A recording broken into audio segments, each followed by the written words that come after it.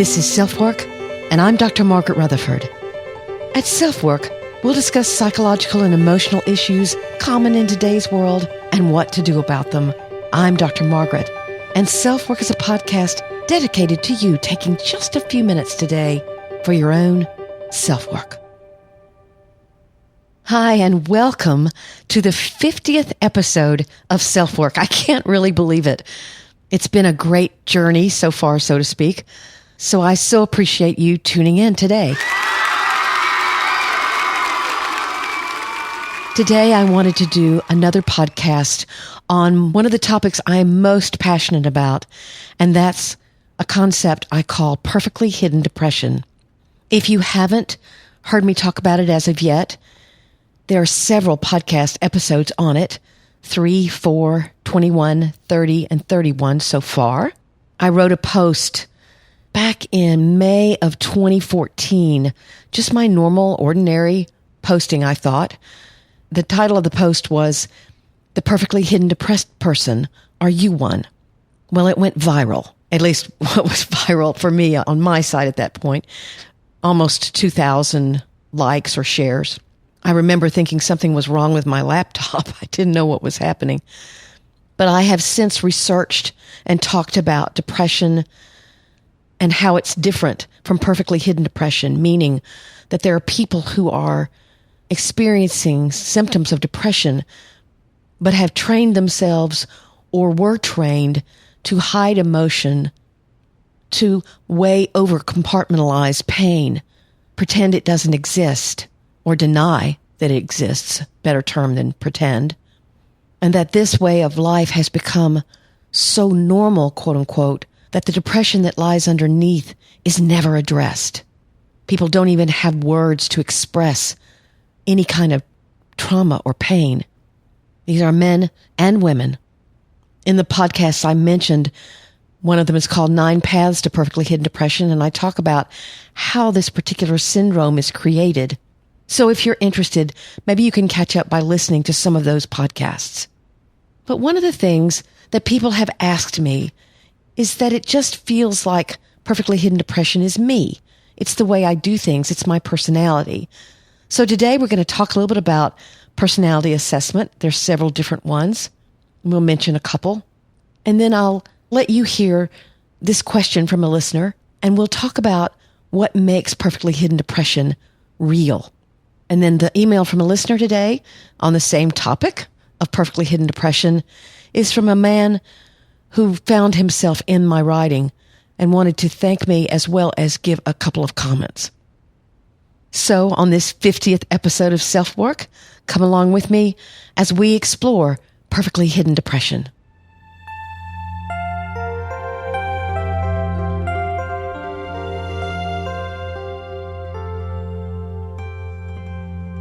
You know, what is your personality? It's you. It's what people talk about when they mention you. They say things like, she's such fun, or gosh, he's a go-getter, or she's more the quiet type. How does your personality develop? It's a mixture of your genetic makeup, what you receive or don't receive from your family in childhood, what kind of safety and nurturing that family provided, what your experience is of your culture and the world around you during childhood or after childhood. All of that makes you, you.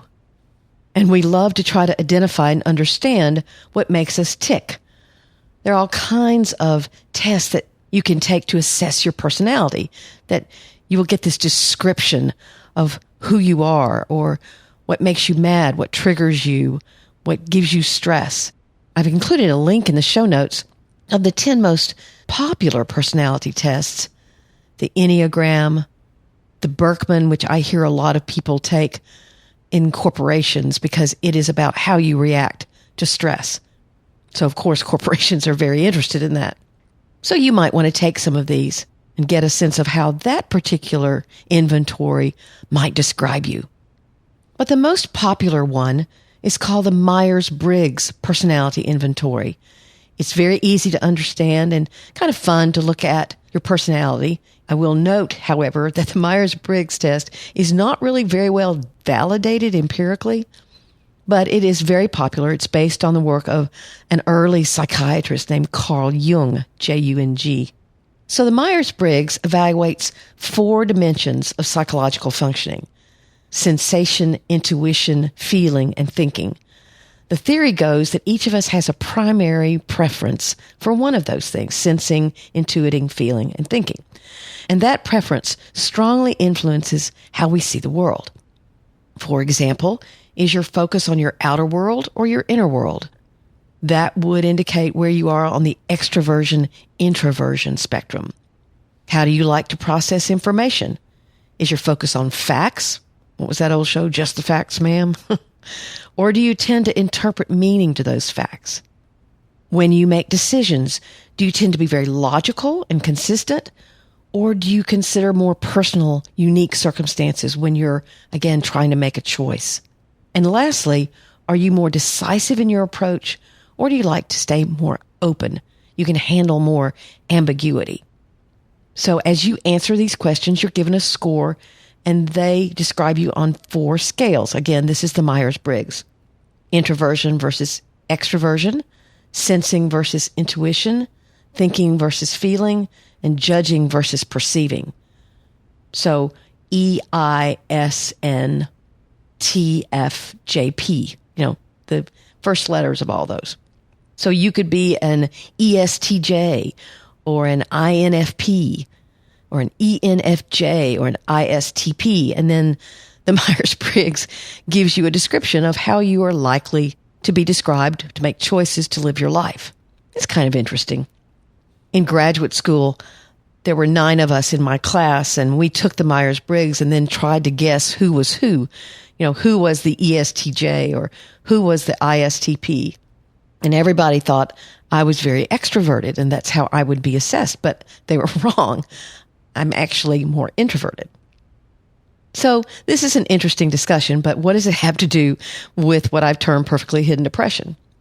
I received an email from a woman who had scored high on my questionnaire for perfectly hidden depression, which, by the way, is either in episode 3 or 4. I think it's in episode 3. So here's her email. Several years ago, I took the Myers-Briggs personality test, and what it said lines up a lot with perfectly hidden depression. I got INFJ on 3 separate occasions, which is described as caring immensely about the needs of others, sometimes to the detriment of self, avoiding conflict, being a caregiver, and an introvert that appears to be an extrovert. Could it be that I'm just an INFJ, but not PhD, perfectly hidden depression? Did PhD turn me into an INFJ? Am I overthinking this? I love that last question. This whole question is actually a great one. Many people have written to me about perfectly hidden depression prior to my getting this email, asking questions not necessarily about the Myers-Briggs, but rather, how do I know if it's depression or not? It's just the way I am. Or, if I can act okay, am I really depressed? But there's one thing that I think people are getting hung up on. Again, perfectly hidden depression isn't a diagnosis. It's not a disorder in and of itself. It's a syndrome. And what a syndrome is a set of behaviors that are likely to fall together. By identifying the term or the label perfectly hidden depression, I've tried to describe a persona that can be self-destructive if carried too far. There's a huge potential for suicidal thinking lurking underneath the surface.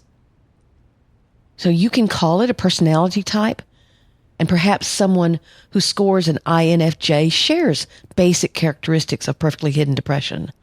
Someone who's empathic, focused on others' welfare, probably more introspective, although looking outwardly extroverted, someone who's decisive, and a leader. My concern is that depression can be found underneath this particular way of being because there's underlying shame. Because this way of being isn't a choice, but a way of avoiding painful emotion. There's a line that's crossed, perhaps subtle at first, but it's definitely crossed. I do have an answer for people who will ask me, well, Isn't this just high-functioning depression, or isn't this smiling depression? And my answer is yes, sometimes, except high-functioning depressed people may actually realize they're depressed. And I don't really care what we call it. If my term somehow catches on or people respond to it, what I care about instead is that people are killing themselves at record numbers, and we've got to understand why. So if someone responds to the term perfectly hidden depression and realizes what they're doing and then can make some changes, that's what I care about. So how do you know if you're crossing the line between more normal functioning, just not being someone who shares a lot, and perfectly hidden depression? When does, for example, not liking conflict become avoiding personal conflict at all costs, or not knowing where your own boundaries are? What's the line between focusing on the well-being of others and shutting down any personal painful emotion? When does putting others first become terrible self-care, not knowing how to accept help from others, and leading to emptiness and loneliness? When does being action-oriented become rigidly defining yourself by what you accomplish? It's a matter of degree. It's very rewarding to be a helper, to love well, and to put the needs of others first. All the INFJs out there are doing just that. Good for you. Yet it can become a way to erect a barrier between yourself and others, to hide from or try to pretend that whatever shame and self-doubt you pummel yourself with doesn't exist, at least for the moment that your focus is on someone else. But it can be there waiting for you. When you're alone, when you're in the shower, when you're trying to go to sleep, it's right there. I've interviewed about 50 people who had responded to some of my early writing about perfectly hidden depression. And one of those women said, if I let people know the real me, no one would see me as competent anymore. No one would ask for my help. I would lose everything. She luckily was beginning to challenge those thoughts. But that can be a strong fear that if someone knows that you struggle with something, that they'll no longer see you as empowered or valuable or competent. I'm obviously trying to live this out myself because if you've been a listener for a while, I talk about my own struggles, not in order to engender some kind of anyone feeling sorry for me. It's simply that I'm trying to live the way I'm suggesting is healthy. So when this interviewee told me what she was struggling with, she also said that she was trying to challenge that thinking. And you can as well. You can risk feeling a full range of emotion, joy and sorrow, contentment and hurt, laughter and tears. You can be you and simply be all of you.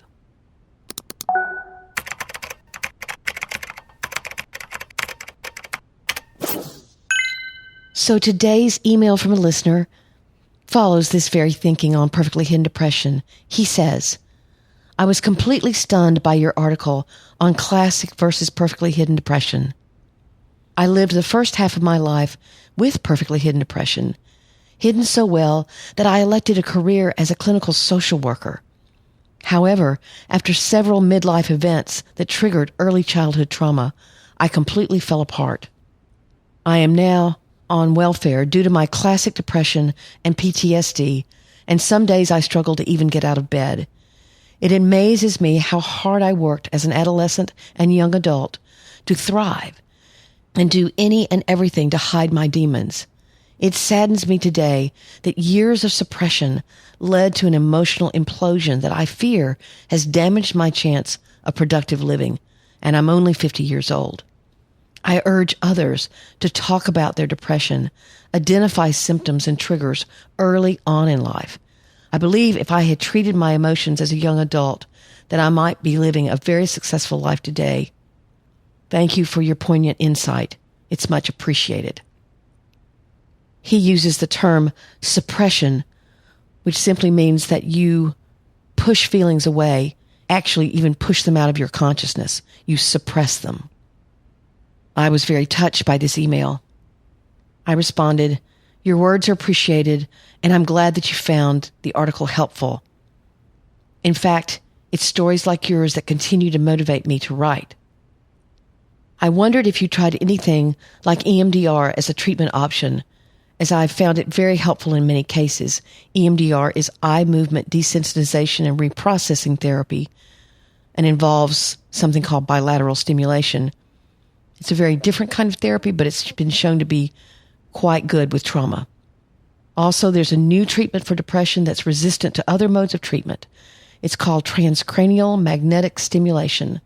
I've had one patient try it, and it has helped her tremendously with extremely entrenched depression. It's now available in outpatient settings. I realize that as you're on welfare, you may likely have Medicaid, and I don't know about their coverage. But EMDR, for example, is not any more expensive than other therapy, and because it's very focused, it can be much more brief. Don't forget that many free health centers or community centers offer mental health services and therapy for free or for a minimal charge. I guess I reacted to his email by being sad for him that he felt that he could do nothing about his symptoms, so I was trying to give him some other ideas. Yet his comments very dramatically illustrate what I'm trying to say, that it's important to not allow these kinds of emotions to remain suppressed because they are doing damage. So, I hope that his particular email is motivating for you to get whatever help you need or to have understanding for yourself.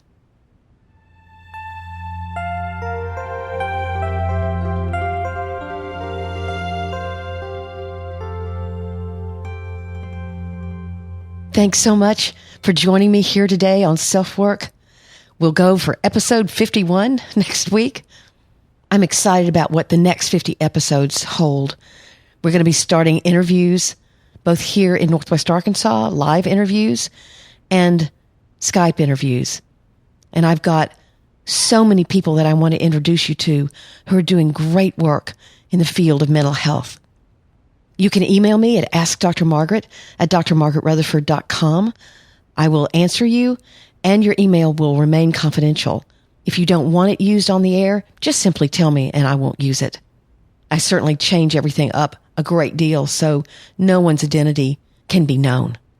My website is drmargaretrutherford.com, and if you subscribe there, you'll get a weekly newsletter with both my podcast as well as a blog post included in it, and that's it, I promise. Nothing else.